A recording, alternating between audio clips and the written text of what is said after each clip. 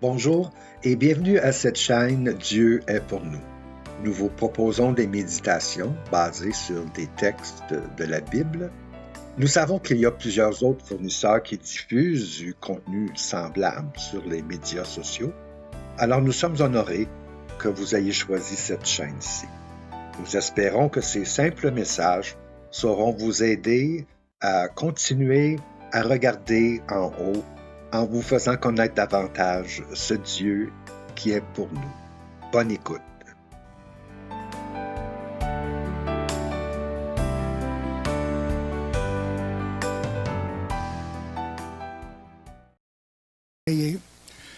Merci pour la liberté que nous avons de pouvoir nous rassembler avec une foi commune dans le nom de ton Fils Jésus. Merci des soins constants que tu pourvois sur nous. Merci pour tes bénédictions. Aucune d'elles nous méritons. Mais ta bonté est grande. Nous t'avons loué. Mais nous savons que, comparé à l'adoration de tes anges parfaits, c'est très peu. Maintenant, Seigneur, bénis ta parole. Aide-moi à élever ton nom, puis à édifier ton peuple. Amen. Et nous allons lire ensemble. L'apôtre Paul qui dit, « Voilà pourquoi je plie les genoux devant le Père de notre Seigneur Jésus-Christ, de qui toute famille dans le ciel et sur la terre tient son nom. Je prie qu'il vous donne, conformément à la richesse de sa gloire, d'être puissamment fortifié par son esprit dans votre être intérieur, de sorte que le Christ habite dans votre cœur par la foi. Je prie que vous soyez enracinés et fondés dans l'amour pour être capables, premièrement, de comprendre avec tous les saints quelle est la largeur, la longueur, la profondeur et la hauteur de l'amour de Christ. Et deuxièmement, de connaître cet amour qui surpasse toute connaissance, afin que vous soyez remplis de toute la plénitude de Dieu. À celui qui peut faire, par la puissance qui agit en nous, infiniment plus que ce que nous demandons ou pensons. À lui soit la gloire dans l'Église en Jésus-Christ pour toutes les générations, au siècle des siècles. Amen. Ah, quelle parole puissante! Ah, que nous venons de lire. Je voulais partager, ça fait longtemps que ce passage-là, ça bouillonne dans mon cœur. C'est sûrement une des grandes prières de la Bible, puis un des passages les plus sublimes du Nouveau Testament. L'Épître aux Éphésiens a été surnommée la couronne des Épîtres de Paul. Vous allez vous souvenir de quelques versets que je vais juste vous dire comme ça. Béni soit Dieu le Père de notre Seigneur Jésus-Christ, qui nous a bénis de toutes sortes de bénédictions spirituelles dans les lieux célestes. Amen. Alléluia. Encore, il dit, « Mais Dieu qui est riche en miséricorde à cause du grand amour dont il nous a aimés, nous qui étions morts par nos offenses, nous a rendus à la vie avec Christ. C'est par grâce que vous êtes sauvés. C'est par la grâce que vous êtes sauvés par le moyen de la foi. Et cela ne vient pas de vous, c'est le don de Dieu. Ce n'est point par les œuvres, afin que personne ne se glorifie, car nous sommes son ouvrage, ayant été créés en Jésus-Christ pour de bonnes œuvres que Dieu a préparées d'avance, afin que nous les pratiquions. » Alléluia! On a pu en dire d'autres, il y a beaucoup de passages dans cette épître qui sont les préférés des chrétiens. Puis avec un langage si éloquent de l'apôtre Paul, un langage qui nous élève dans les cieux célestes, il nous est facile d'oublier que lorsque l'apôtre Paul a écrit cette lettre, il était en prison. Il était derrière des barreaux pour avoir prêché l'Évangile. Puis avant qu'on regarde de plus proche ces textes-là, le Seigneur a mis sur mon cœur de partager avec vous une leçon une leçon de cette situation-là dans la vie de Paul. Vous savez, personne n'aime ça se faire mettre en prison. Hein? Personne n'aime ça voir des portes fermées. Personne n'aime ça se retrouver derrière des barreaux, d'être limité, d'être lié, que ce soit dans des barreaux de fer ou dans d'autres sortes de barreaux qui nous retiennent puis qui nous empêchent de faire ce qu'on pense qu'on voudrait faire. Je ne pense pas que pour l'apôtre Paul, c'était son premier choix non plus, d'être incarcéré. Mais dans sa cellule, on n'entend aucune plainte. On n'entend pas. Seigneur, qu'est-ce qui se passe donc? Tu m'as-tu abandonné pour que je sois pogné dans ce trou-ci? Parce que des prisons, dans ce temps-là, c'était des trous. Là. Tout ce que j'ai voulu faire le bien. Je voulais prêcher l'Évangile, la bonne nouvelle que Jésus est venu pour sauver des pécheurs. C'est-tu comme ça que tu récompenses tes ouvriers? Si ça va durer longtemps, là, moi je lâche. Youhou!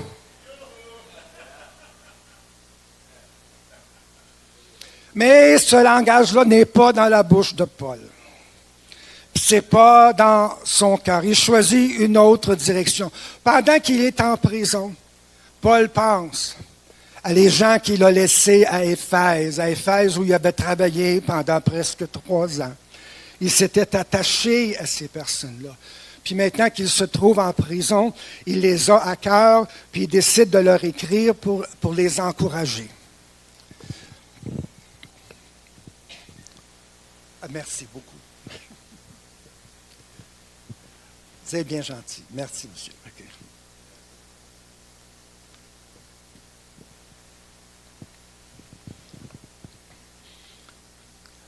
Puis comment est-ce qu'il les encourage? On a lu comment est-ce qu'il pensait, lui, à ce moment-là, quand il a écrit ça. Il commence son épître en disant « Béni soit Dieu le Père de notre Seigneur Jésus-Christ, qui nous a bénis de toutes sortes de bénédictions spirituelles dans les lieux célestes. » Son corps est en prison, mais son cœur il est dans les lieux célestes. Amen. Il ne savait pas, lui, que 2000 ans plus tard, on serait en train de lire ces paroles. Il ne savait pas, lorsqu'il les a écrits dans sa prison sombre, que ces paroles feraient partie de la parole éternelle de Dieu. Les Saintes Écritures, le Saint-Esprit le guidait, alléluia. Même en arrière des barreaux, même dans sa prison. C'est donc comme Dieu. Il fait souvent ses livraisons par la porte en arrière. Prenez ça comme leçon. Ça fait 1 an à peu près que je connais cette vieille dame, 70 ans, moi, puis Nathalie, on l'a rencontrée. Puis suite à un accident, elle n'est plus capable de marcher. Elle est pognée dans sa prison, dans son fauteuil roulant.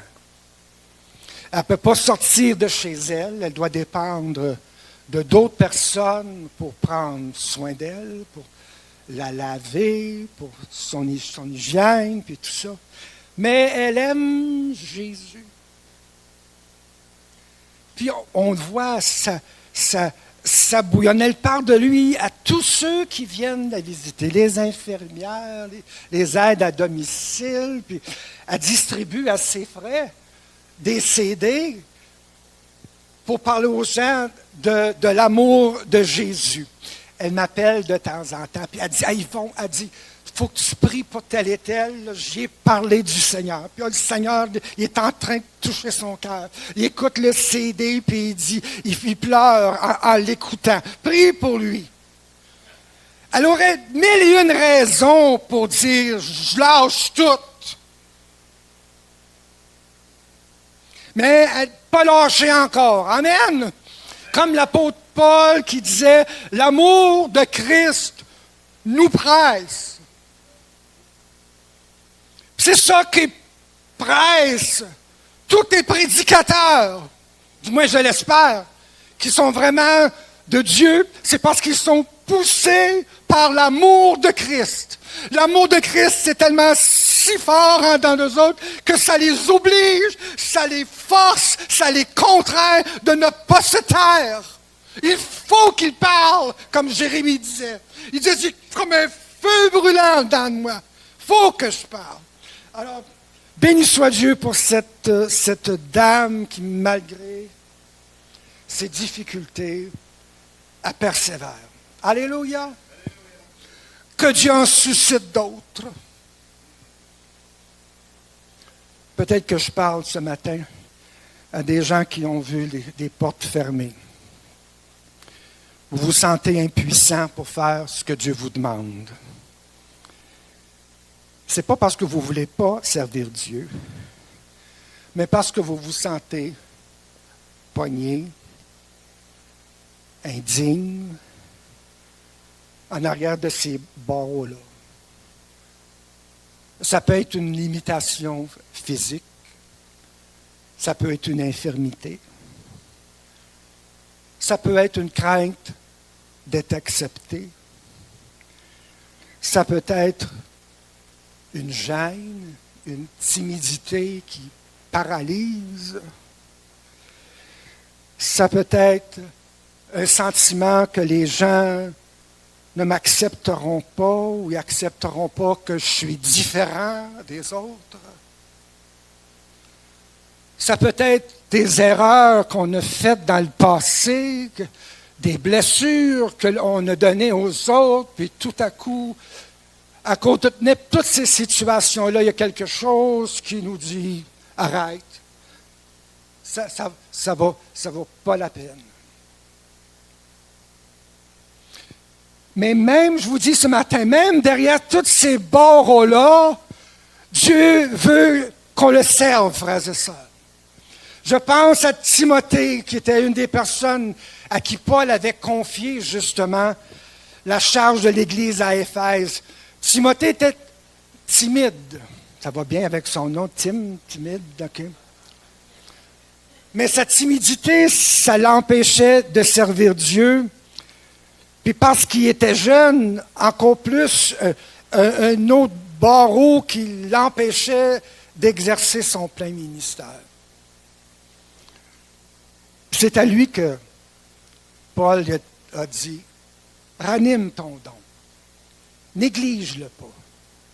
Laisse personne mépriser ta jeunesse. Dieu ne nous a pas donné un esprit de crainte, ni de timidité. Fait qu'il disait ça à Timothée, de continuer. Lâche pas, Tim. C'est ça qu'il est en train de dire. Lâche pas, mon gars. Brille. Brille où ce que Dieu t'a placé. Je pense à Moïse. Moïse, c'est quelqu'un qui n'avait pas la parole facile. Puis ça faisait des années que c'était comme ça. Il se pensait être incapable de dire, oui, Seigneur, je vais être ton serviteur. Je t'ai entendu, Seigneur, je sais qu'est-ce que tu veux faire avec moi, mais je n'ai pas la parole facile. Moi, je ne peux pas faire ça.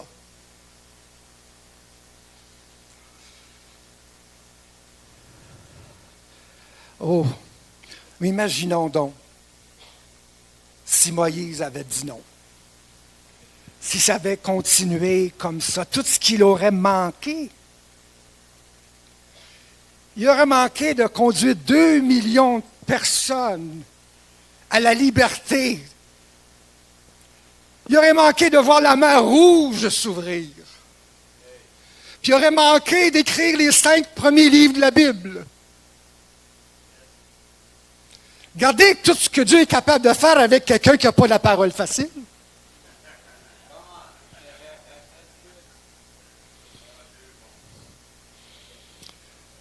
Les paroles que nous venons de lire nous allons les regarder.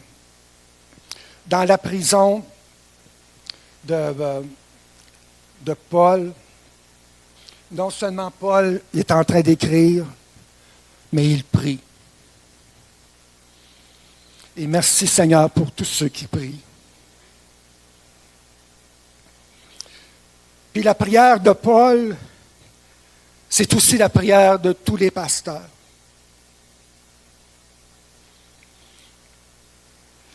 Le souhait principal de Paul, c'est qu'il soit rempli, que vous soyez remplis de toute la plénitude de Dieu. Il demande bien des choses, là, mais sommairement, c'est que vous soyez remplis de toute la plénitude de Dieu. Et puis pour y arriver, l'apôtre Paul nous dit, entre autres choses, là, bien, premièrement, il prie. Ça semble être une grande prière, mais ça prend la prière pour que quelque chose comme ça arrive. Vous savez, dans les choses spirituelles, pour qu'on comprenne quelque chose, pour qu'on saisisse, ça prend une touche du Seigneur. Ça prend une révélation de Dieu. Sans ça, on n'est pas capable de saisir. Alors c'est pour ça que l'apôtre Paul il est en train de prier pour que ces gens-là, que le Seigneur les touche tellement qu'ils puissent avoir une expérience avec Dieu, avec le Saint-Esprit. L'apôtre Paul disait, l'amour de Dieu est répandu dans nos cœurs par le Saint-Esprit qu'il nous a donné.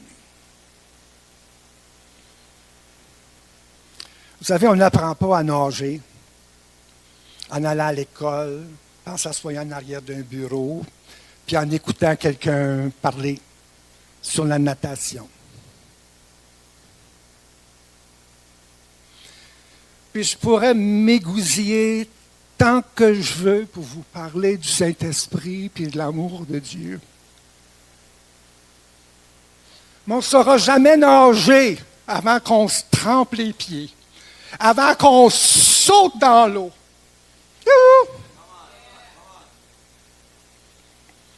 C'est ça que l'apôtre Paul, il voulait que ces gens connaissent cet amour qui surpasse toute intelligence. Ça semble être une contradiction.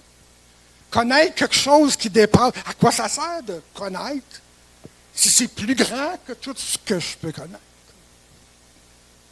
Oh, mais je vais essayer ce matin. J'aimerais vous partager ça. J'aimerais ça avoir la plume d'un poète pour vous parler de tout ça. Les 4 dimensions de l'amour de Dieu. Il prie que vous soyez enracinés et fondés dans l'amour pour être capable de comprendre avec tous les saints quelle est la largeur, la longueur, la profondeur et la hauteur de l'amour de Christ.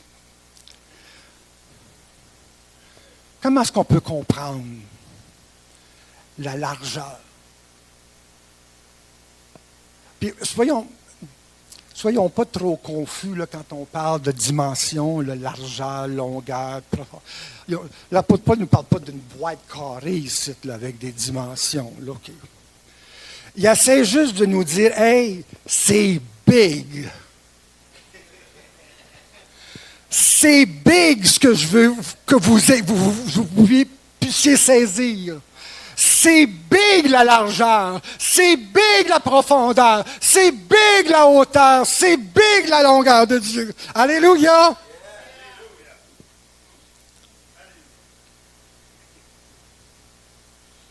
Comment est-ce qu'on peut comprendre avec nos petits cœurs?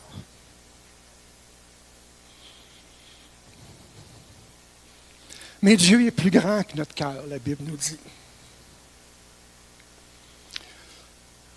On peut-tu passer au prochain foil, s'il vous plaît? J'ai quelques versets ici pour vous parler de la largeur de l'amour de Dieu. L'apôtre Jean disait, car Dieu a tant aimé, quoi? Le monde. Pas juste le Québec, pas juste la Sainte-Seine, mais le monde. L'apôtre Jean, dans le livre de l'Apocalypse, il a eu cette vision du ciel. Puis il a vu autour du trône de Dieu des milliers de personnes. Des gens de toute langue, de toute tribu. Pourquoi? Parce que l'amour de Dieu, c'est vaste. Venez à moi, vous tous qui êtes fatigués et chargés, et je vous donnerai du repos. Dieu veut que tous les hommes soient sauvés et parviennent à la connaissance de la vérité. Jésus est lui-même une victime expiatoire pour nos péchés, non seulement pour les nôtres, mais aussi pour ceux du monde entier. Mais, quand je lis ces versets-là, retenez bien ceci, le sacrifice de Jésus, il est suffisant pour tous. Son sang est assez précieux pour racheter le monde entier. Malheur aux témoins de Jéhovah qui disent qu'il y en a 144 000.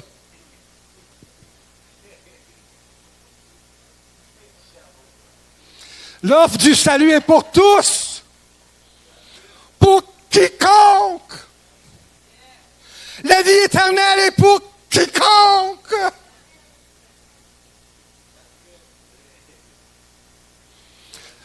Nous, on a de la misère. Du moins, on n'a pas de misère à aimer quelque chose de beau. Quelqu'un qui est fin, quelqu'un qui est beau, quelqu'un qui est attirant. On n'a pas de la misère à aimer quelqu'un, des personnes comme ça. Mais Dieu s'est fait homme parce qu'il aimait des gens corrompus par le péché.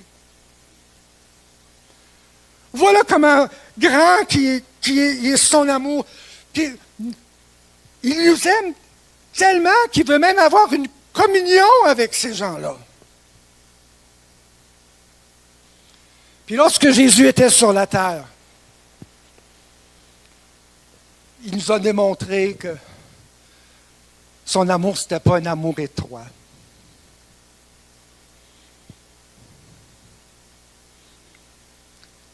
Ce n'était pas un amour borné par la religion.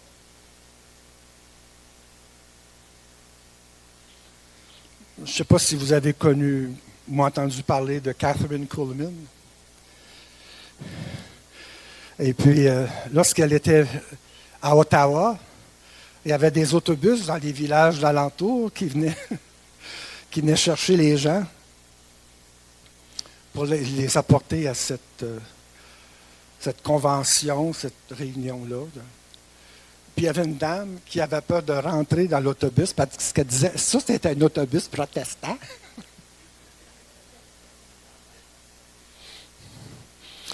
Mais Jésus a aimé les Juifs, puis a aimé les Samaritains.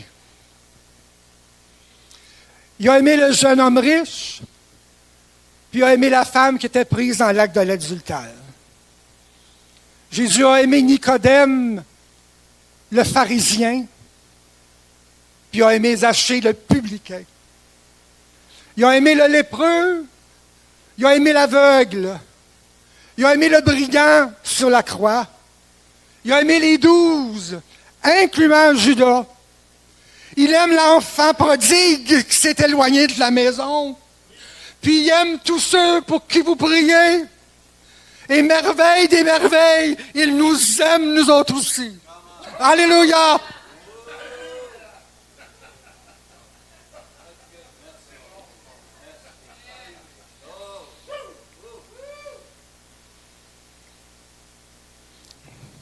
Je me souviens, dans les premiers temps que j'étais sauvé, on avait des réunions, là.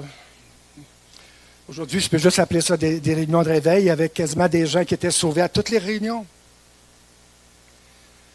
Et puis j'étais en avant sur la tribune parce que je jouais du piano. Puis je pouvais voir les gens rentrer. Tout d'un coup, je vois ce gars-là rentrer où il avait l'air dur, il avait l'air pas tout là, et on dirait que c'était quelqu'un qu'on avait tiré, forcé pour rentrer dans l'église. Il avait l'air complètement bien indifférent. Puis quand je l'ai vu rentrer, je me suis dit, ben lui, il ne sera pas sauvé aujourd'hui, certain.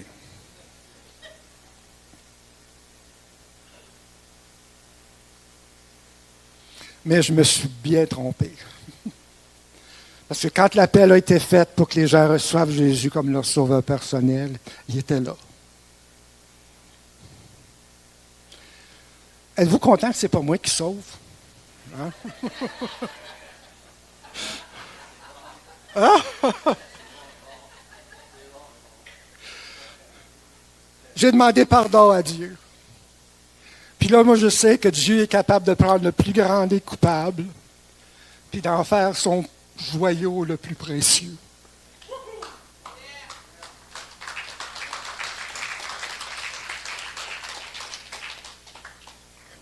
La longueur de l'amour de Dieu, ça c'est un autre big, un autre wow. Comment est-ce qu'on peut mesurer ça? Quand est-ce que Dieu a commencé à nous aimer? Est-ce que c'est quand on a donné notre vie à Jésus? Est-ce que c'est quand on est né, quand on est venu au monde? Est-ce que c'est quand Dieu a créé Adam? Quand est-ce que Dieu a commencé à nous aimer? Est-ce que c'était quand il a lancé dans l'espace les planètes puis les étoiles? Je vais vous dire un petit secret. Dieu n'a jamais commencé à nous aimer. Parce qu'il nous a toujours aimés. L'amour de Dieu est éternel comme Dieu l'est.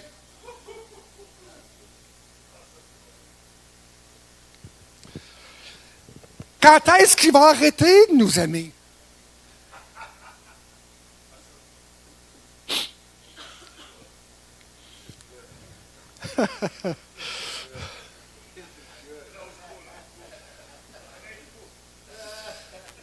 Si nous sommes désobéissants, est-ce qu'il va arrêter de nous aimer? Si nous tombons dans le péché puis qu'on déshonore son nom, est-ce qu'il va arrêter de nous aimer? Si on tombe 70 fois, 7 fois, est-ce qu'il va arrêter de nous aimer? Mes amis, Dieu n'arrêtera jamais de nous aimer. Dieu aime même ceux qui sont perdus. N'oubliez jamais ça.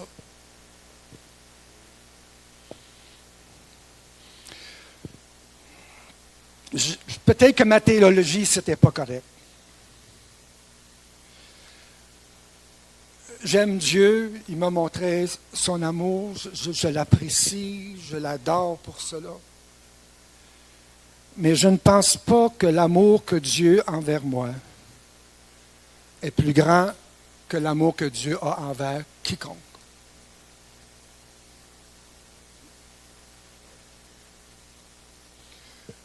Dieu nous aime tous.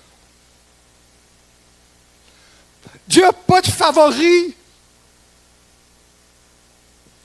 Il n'y a pas d'amour qui soit limité, gloire à son nom. La profondeur de l'amour de Dieu. Comment profond est l'amour de Dieu? Lui qui est descendu du ciel. Lui qui a laissé la gloire, l'adoration des anges pour venir sur une terre qui est teinte de péché. Il a laissé son titre de Dieu pour prendre celui du fils du charpentier. Il a quitté le ciel, un trône, pour une place où il n'y avait même pas de place pour reposer sa tête. Il quitte son trône pour venir porter une couronne d'épines. Il quitte l'adoration des anges pour venir entendre des moqueries et des fausses accusations. La seule chose qu'il n'a pas laissée au ciel, c'est son amour. Lui, par qui toute chose existe, est devenu l'homme de douleur, puis a porté nos péchés. On l'a descendu de la croix, mais lui est descendu même dans les profondeurs de la terre. Comment profond est ça d'amour? On dit lorsque les premiers marins qui ont navigué sur les mers, lorsqu'ils voulaient mesurer comment profonde était la mer, comment creux était le fond, on lançait des cordes avec un poids, on pouvait savoir est-ce que on a-tu touché le fond. Puis là, le marin disait au capitaine, on n'a pas le fond encore. Ça fait qu'il dit correct, il dit, on va rallonger, on va mettre une autre corde pour voir si on est capable d'atteindre le fond. Puis là, il venait un temps où la corde ne suffisait pas. Et puis là, le marin était obligé de dire, puis le capitaine d'écrire dans son livre, il n'y a pas de fond. Si vous et moi, on avait lancé nos cordes dans l'amour de Dieu, on trouverait qu'il n'y a pas de fond non plus. Il n'y a pas de fond à l'amour de Dieu. Gloire à son nom. La hauteur de l'amour de Dieu. Comment haut est l'amour de Dieu? Jésus est monté dans la gloire, il s'est assis dans les lieux célestes, puis il nous a fait monter avec lui dans les lieux célestes. Pourquoi? Parce qu'il y a une qualité dans l'amour qui veut élever l'objet qu'on aime. Il y a un chant des fois qu'on chante, il nous élève. La raison pourquoi il nous élève, c'est parce que ça fait partie de l'amour d'élever. L'amour, ceux qu'on aime, on ne les abaisse pas. Ceux qu'on aime, on les lève. Pas vrai ça? Gloire au nom de Jésus. J'aimerais qu'on puisse changer ça. J'aimerais qu'on lise un de mes psaumes préférés, le psaume 103. Mon âme bénit l'Éternel. Que tout ce qui est à moi bénisse son saint nom. Mon âme bénit l'Éternel et n'oublie aucun de ses bienfaits. C'est lui qui pardonne toutes tes iniquités, qui guérit toutes tes maladies. C'est lui qui délivre ta vie de la fosse, qui te couronne de bonté et de miséricorde. Savez-vous, vous êtes couronné aujourd'hui? C'est lui qui rassasie de bien ta vieillesse, qui te fait rajeunir comme l'aigle. L'Éternel est miséricordieux et compatissant, lent à la colère et riche en bonté. Puis j'aimerais qu'on porte attention aux dernières lignes.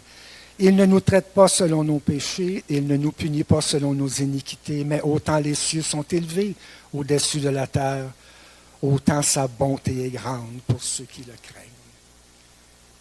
Puis la bonté de Dieu, mais c'est juste une des manifestations de l'amour de Dieu. C'est David qui a écrit ce merveilleux psaume. Puis quand il dit « Autant les cieux sont élevés au-dessus de la terre, autant ta bonté est grande pour ceux qui te craignent. » Je peux m'imaginer David qui se promène la nuit puis qui regarde le ciel. Puis il dit « Wow! »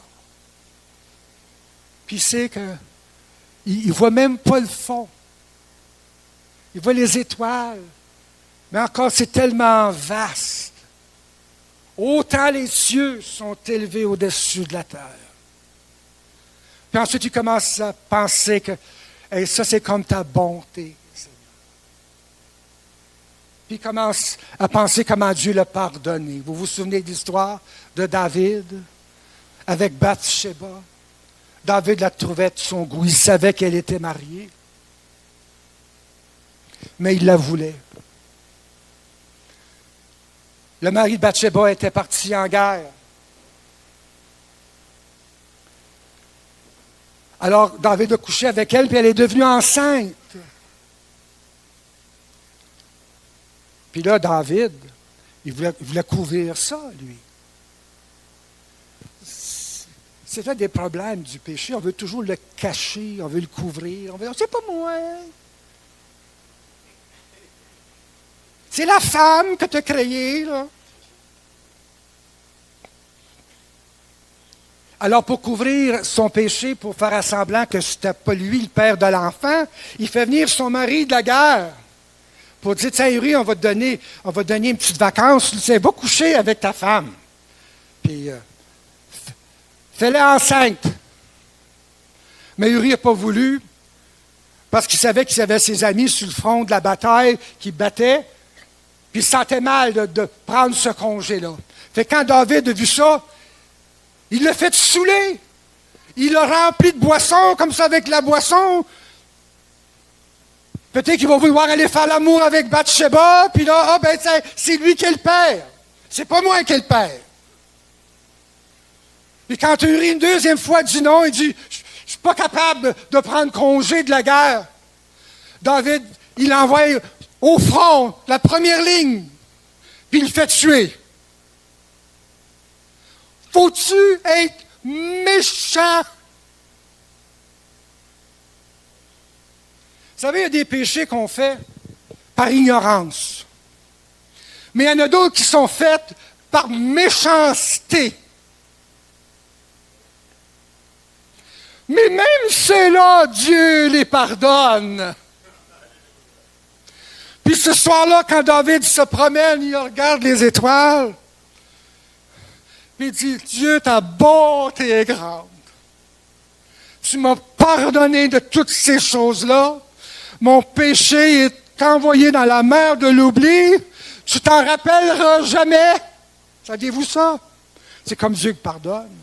Nous autres, on le connaît. Le Saint-Esprit s'est assuré que tout le monde connaisse le péché de David. Mais Dieu, lui, l'a oublié. Dieu, lui, l'a effacé.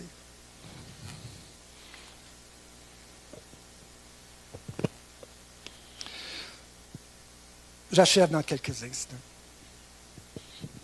Au printemps passé,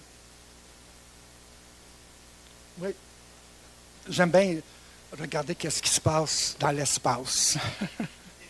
ça m'émerveille, mais les scientifiques de la NASA ont été capables de prendre une photo de la lumière de l'étoile la plus éloignée de la Terre. Ils l'ont surnommée Icarus, cette étoile-là. Cette étoile-là, elle est à 9 milliards d'années-lumière de la Terre. C'est un voyage, là. Hein? 9 milliards d'années-lumière. C'est plus vieux que vous et moi, ça. Okay? 9 milliards d'années-lumière que cette planète-là se situe. Puis les scientifiques disent que cette étoile-là est juste à la moitié du chemin de l'univers qui est connu aujourd'hui. Youhou! La bonté de Dieu achèvera jamais. Dans 9 milliards d'années-lumière et plus, Dieu nous aimera encore.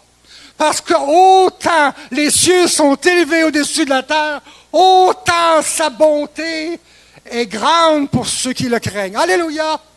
Oh, merveilleux Seigneur! Gloire à Jésus! Gloire à Jésus! Alléluia! Amen. J'aimerais demander à l'équipe de louange, là, j'aimerais qu'on puisse